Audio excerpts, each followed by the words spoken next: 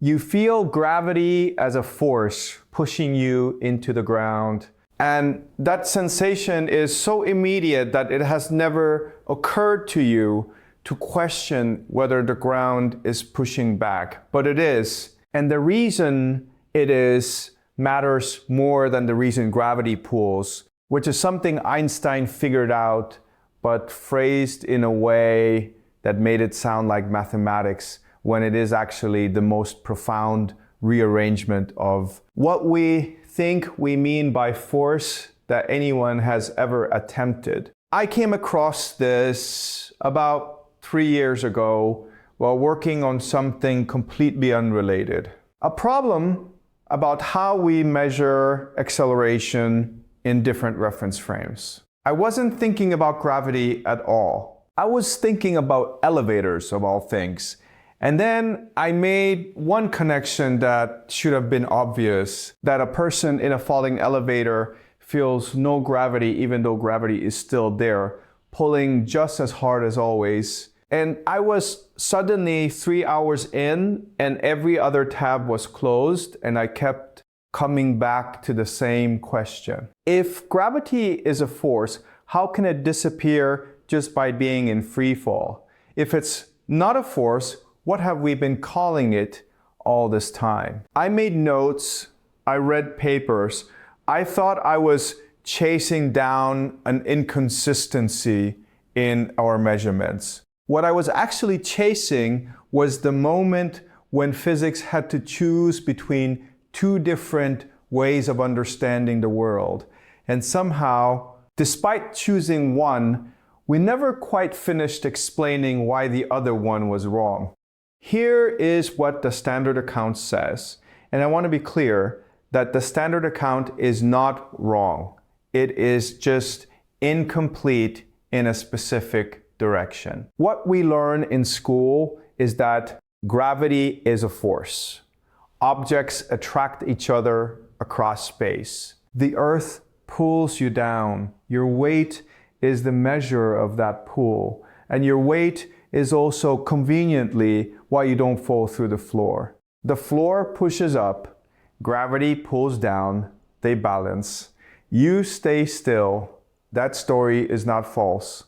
It is the story that works for most purposes. It gets you to the moon. It explains the tides. It predicts when satellites will fall from orbit. But here is what that story doesn't explain, and this is the crucial part. It doesn't explain why the force pulling down is equal to the force pushing up. Think about that. You have two completely separate objects interacting in completely separate ways with completely separate mechanisms. One is the gravitational attraction of the Earth. The other is the electromagnetic repulsion of atoms in the floor, refusing to pass through each other. They have nothing to do with each other. They operate on different scales. They work through different physics, and yet they are always precisely, exactly equal in magnitude. Always, no matter what you weigh. No matter what floor you are standing on, the upward force balances the downward force with a precision that is not explained by the theory that produces both of those forces. It is stated as a coincidence. It is called an equilibrium, but it is actually a clue that the two forces are not what we think they are. Einstein spent 10 years working on this problem. Well, not this problem exactly. He spent 10 years working on how to make gravity compatible with his theory of relativity. The one where space and time are woven together and nothing can travel faster than light. And the thing that cracked the whole problem open, the thing that let him finally see how gravity worked, was this exact observation. That question about why the ground pushes back with exactly the same force as gravity pulls. He called it the equivalence principle, which sounds like a technical term from a mathematics paper, but it is actually the most human observation disguised in technical language. It is this: you cannot tell the difference between falling in a gravitational field and floating in empty space. Not by measuring anything, not by doing any experiment inside a sealed box. If you are in a falling elevator and someone cuts the cable, the moment you start falling, there is no way to know from inside the elevator that you are falling. You feel weightless. You are in free fall. Gravity is pulling you and everything around you equally. So from your perspective, inside that box, gravity has vanished. That is not metaphorical. That is literal. Your body stops experiencing gravity the instant you are in free fall. And this is where it gets strange, not for researchers who have lived with this for years, but for you specifically, because of what you already understand from 10 minutes ago. If gravity is a force, then a force should change the way you move. Gravity should feel like something pushing on you. But in free fall, you don't feel anything. You don't experience a force. You are moving in a straight line through empty space, while gravity pulls on you with the same strength it always has. This is the contradiction hiding inside every physics textbook. Gravity acts on you. But when it acts on you uniformly, you cannot detect it. When you cannot detect it, it is as though it is not there. So what is it really? A force should be detectable. A force should change your state of motion. Gravity does neither of these things when nothing else is interfering. What gravity does when you are free to move without obstruction is nothing. It is invisible. It is undetectable. It is not a force in any meaningful sense. Einstein was not the first person to notice this. The idea appears scattered through the physics literature of the 1800s. Little observations that gravity might be geometric rather than a force. But Einstein was the first to take it seriously enough to rebuild an entire physics around it. He was, by all accounts, an obsessive man about this particular problem. There is a story, I do not know if it is true. I have encountered it in 3 different places with slightly different details about Einstein in a patent office in Bern, apparently distracted and frequently absent, making notes in the margins of patent applications because he was thinking about what would happen if you were in an elevator and the cable snapped. It is the kind of story that gets told about genius because it captures something true about obsession.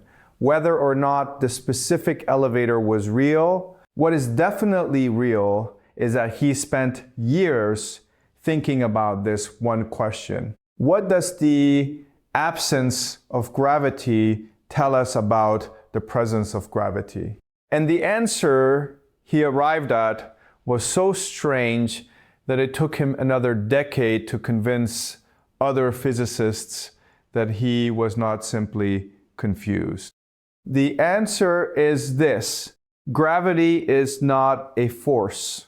Gravity is the shape of space itself. Massive objects curve space around them the way a marble sinks into a rubber sheet, and you are not being pulled down by the earth. You are following the straightest possible line through curved space. You are doing exactly what objects do when no force is acting on them at all. You are moving in a straight line. It is just that straight in the geometry of space-time around the Earth points downward. When you stand on the ground, you are doing something different. You are being deflected away from that straight line. The atoms in the floor are pushing you. They are the only ones actually applying a force. Gravity is not pushing. Gravity is not pulling. Gravity is the architecture of reality itself. Let me correct that because it is not quite right, and the correction matters.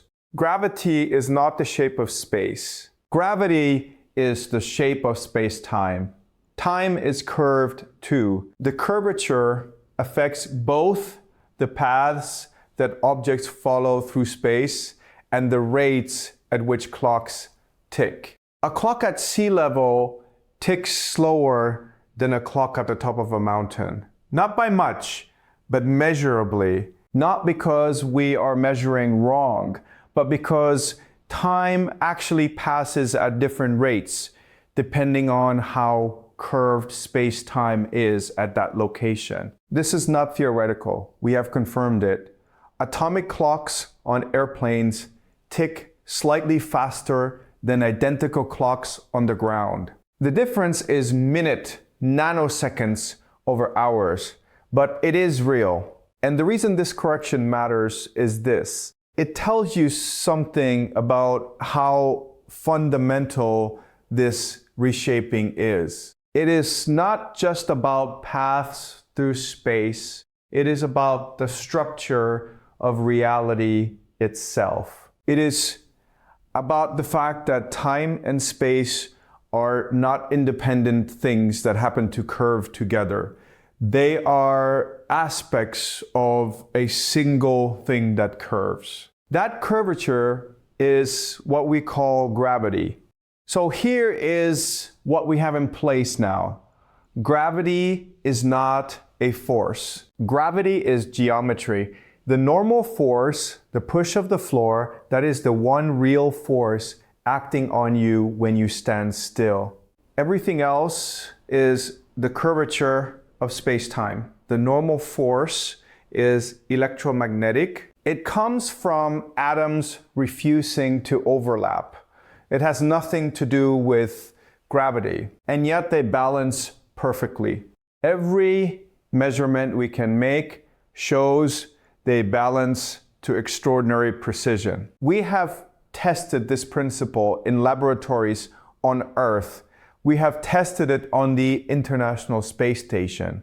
We have tested it by watching how GPS satellites behave. We have tested it by observing the orbits of neutron stars. Every single test confirms the same thing. Whatever gravity is, whatever geometry is curved around massive objects, it produces effects that are precisely equivalent to the normal force. They scale together, they strengthen and weaken together. They are proportional to mass in identical ways. And according to everything we know about physics, this should be a coincidence. A remarkable coincidence, but a coincidence nonetheless. I want to walk you through why this is so strange, because the strangeness is the whole point. Imagine two completely unrelated machines. One machine measures how much space is curved around an object. The other machine measures how hard electromagnetic atoms push when compressed. These machines have nothing in common. They operate on different principles. They use different physics. One measures gravitational geometry. The other measures electromagnetic force. Now imagine that you connect these two machines to the same object. You measure the space curvature. You measure the electromagnetic push.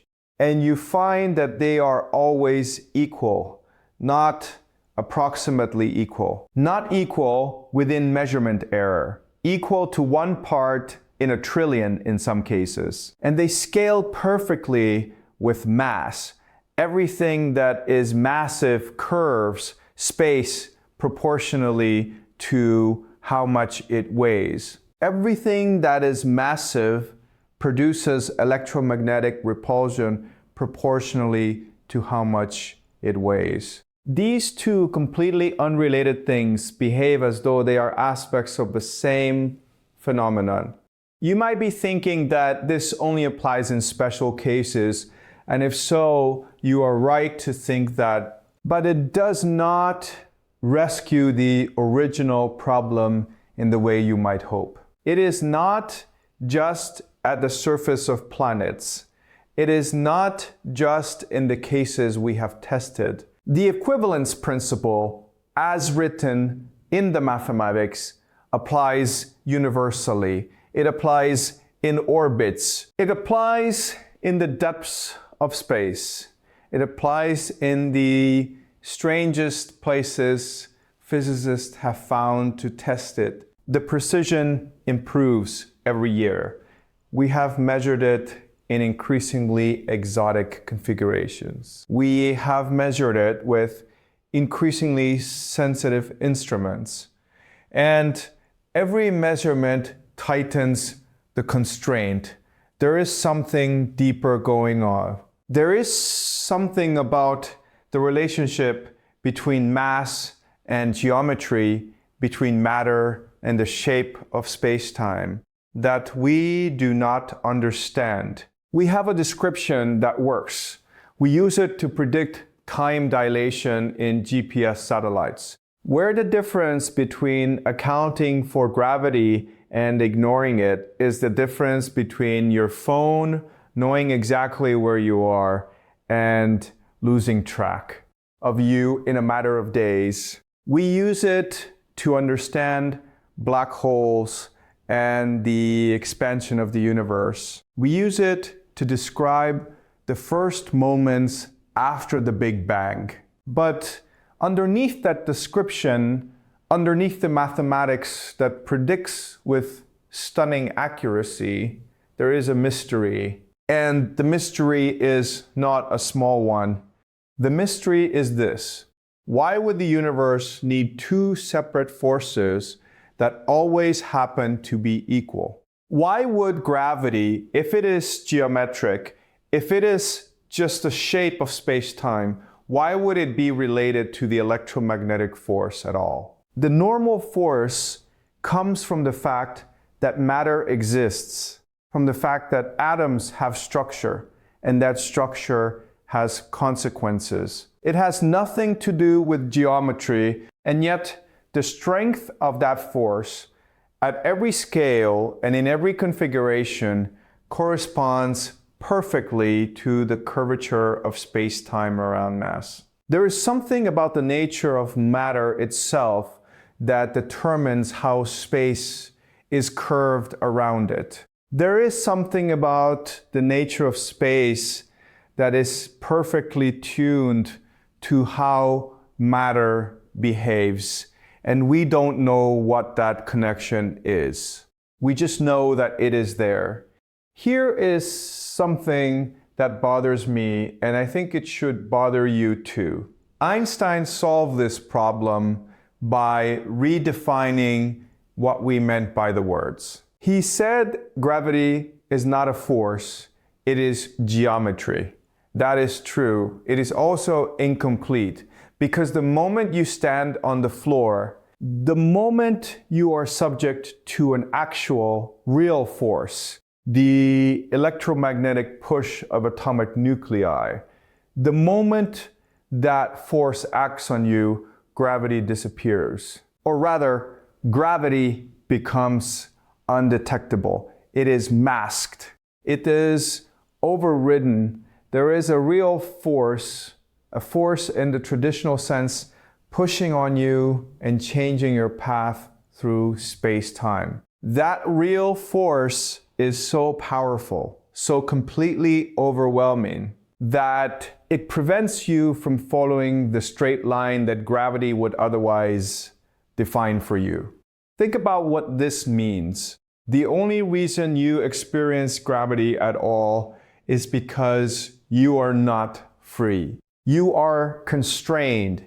You are being pushed by the floor. Your entire experience of gravity is actually your experience of being prevented from following the path that gravity defines. It is like gravity is an instruction that says move in a certain direction, but gravity itself never pushes. It just says where to go. And the only reason you know where that instruction points is because something else is preventing you from following it.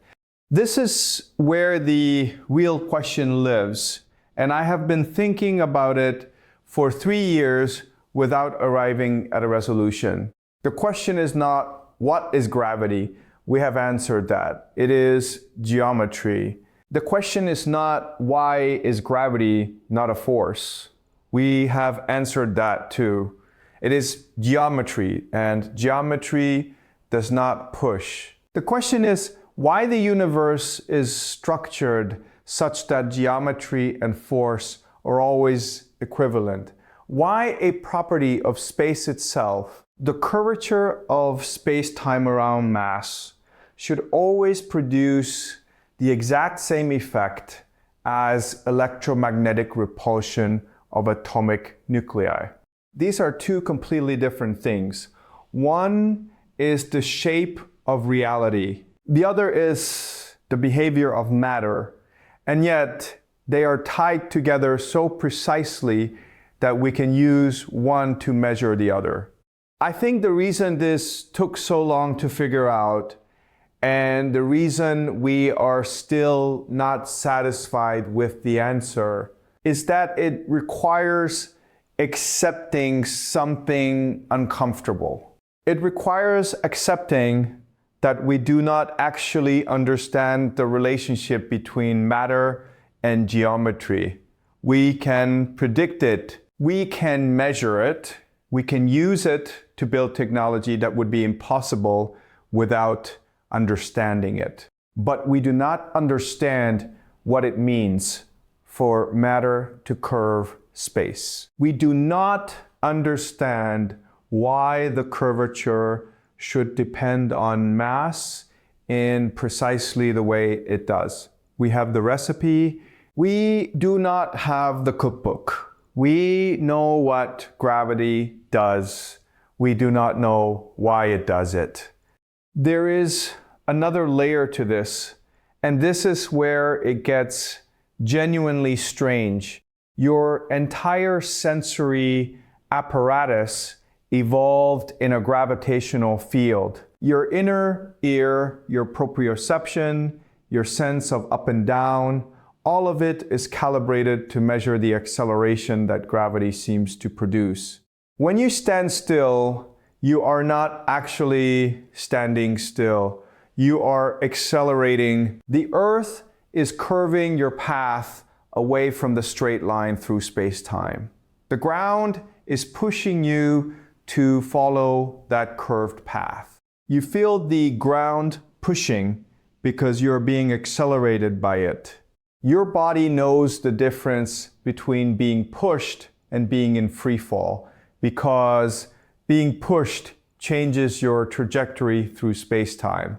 This is not a metaphor. This is literally how your sensory system works. It measures acceleration, it measures change in velocity, it measures forces. And because you have never in your entire life experienced true free fall for more than a few seconds, because you have never been in a state where nothing was pushing you and nothing was changing your path through space-time, you have no direct experience of what it means to move in a straight line through curved space. You have no intuitive sense of the geometry that Einstein described. Every instinct you have tells you that the ground pushing up and gravity pulling down are two separate forces in opposition. They balance. They create equilibrium.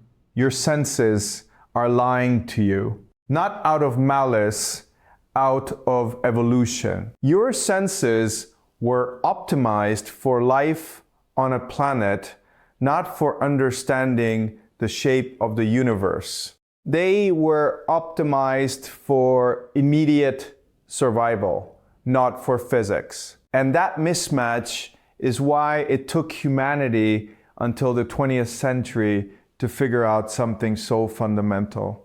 The mathematics took Einstein 8 years to develop. The description took 10. He kept trying to explain it in ways that made sense to physicists and kept failing. How do you describe the indescribable? How do you make someone understand that something they have felt their entire life is not what they think it is? Eventually, he found a language that worked. He described it geometrically: curves and paths, and the straightest lines through warped spaces. Geodesics, curvature tensors, the metric of space-time itself. Once the equations were written in that language, everything clicked into place. Not because the physics had changed, because the descriptions finally fit the reality that the equations were describing. And yet, something did not click into place. Something in the explanation left a gap. The gap is this: if gravity is geometry, pure and simple, if it is just the shape of space and the rate of time, then why should it be connected to matter in the way that it is? A marble sinks into a rubber sheet. The rubber is rubber, the marble is marble. They are different substances. They interact because the rubber is flexible and the marble is hard. But space is not rubber. Space is not a substance. Space is the absence of substance. Space is the thing that separates substances. So why should mass curve space? Why should the amount of mass determine exactly how much space is curved? Why should the relationship be so precise, so universal, so completely independent of what the mass is made of? We have theories. Some physicists think that what we call gravity is actually the effect of mass on space-time. And space-time is, in some sense, a substance, or has properties like a substance, or can be described in a framework that treats it like a substance. Others think that gravity is an illusion that emerges from more fundamental physics that we have not yet discovered. Others think that the connection between mass and curvature is fundamental, that it is written into the deepest laws of physics, and that asking why it exists is like asking why mathematics is true. It is not a question that has an answer. All of these are different ways of saying the same thing. We do not know. We have descriptions. We have equations. We have incredible predictive power, but we do not have understanding. We do not have a deep, intuitive sense of what is happening when mass curves space-time. I keep coming back to the image I started with. You standing on the ground, gravity pulling down, the floor pushing up. Not because it is a beautiful image, though it is, because it is the most ordinary thing in the world, and it contains a contradiction that we have simply accepted as normal. We have accepted it so completely that we do not even notice it is a contradiction anymore. Every child learns that the ground pushes up. Every child learns that gravity pulls down. No child ever asks why they are equal. No child ever asks why something called a force should happen to produce the exact same effect as something that is not a force at all. We move past it, we learn more, we forget that we ever wondered, and by the time we are old enough to ask hard questions about physics, we are so used to the idea that gravity and normal force balance that we do not see how strange it is. But here is what I think you should notice. The answer is not missing. The answer is not hidden in some future theory that we have not discovered yet. The answer is already in the structure of what we know. It is in the equivalence principle. It is in the fact that gravity cannot be distinguished from acceleration. It is in the fact that space-time is curved.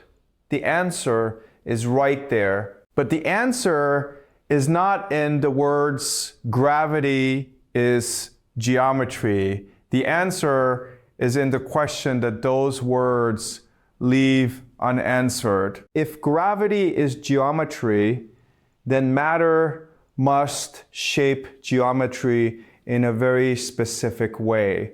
The answer is in that specificity. The answer is in the relationship itself. We live in a universe where mass and space are so deeply connected that you cannot separate them. You cannot have mass without the space around it being curved. You cannot have curved space without something causing the curvature.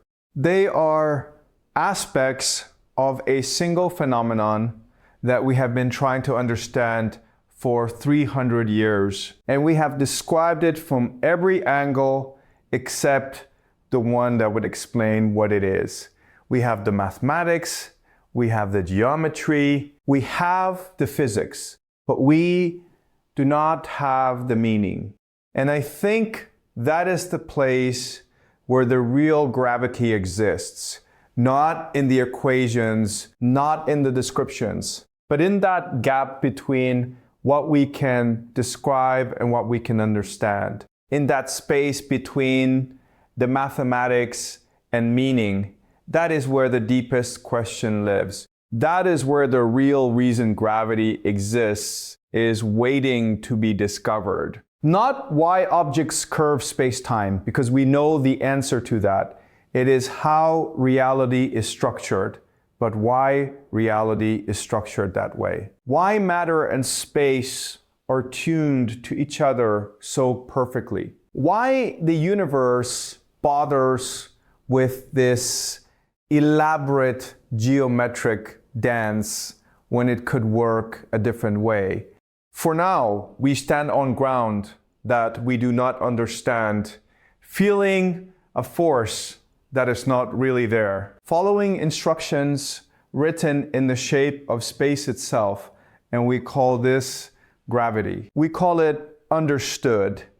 And that call, that agreement to say we know when we do not, might be the most important lie in physics. Because it is a lie that protects a truth. The truth is that there is something fundamental about the relationship between matter and geometry that we have only just begun to see. The truth is that this problem is not solved. It is only described. And in the gap between those two, in the space where description stops and meaning should begin, something important is waiting. I do not think that something will remain unknown forever. I think eventually we will understand what it means for mass to curve space-time. Eventually we will understand why the connection is so perfect, so precise, so universal, but not yet. Right now, we are still in the phase where we have the question clear enough to know that we do not have an answer. And I think that phase is valuable. I think it is worth sitting in. I think it is worth noticing what we do not understand about the most familiar force in our lives, about the thing that has shaped us, about the thing that we touch every moment we are conscious and standing still. There is a calculation so straightforward, a child can almost do it. Einstein's field equations. They take the curvature of space-time and they produce the distribution of matter, or they take the distribution of matter and they produce the curvature of space-time. Which direction you go depends on what you are trying to solve for. But both directions work. Both directions are true. Both directions describe the same reality. And yet, there is something in that circularity, something in that perfect mirroring of cause and effect that suggests the question is not yet complete. The question is not, why does matter curve space? Because we have answered that. It is encoded in the equations. The question is, what does it mean that the answer is that simple? What does it mean that the universe arranged itself such that this relationship holds? What does it mean that you are standing on ground, feeling a force that is not there because geometry says you should be? I think that is probably the honest place to stop for now.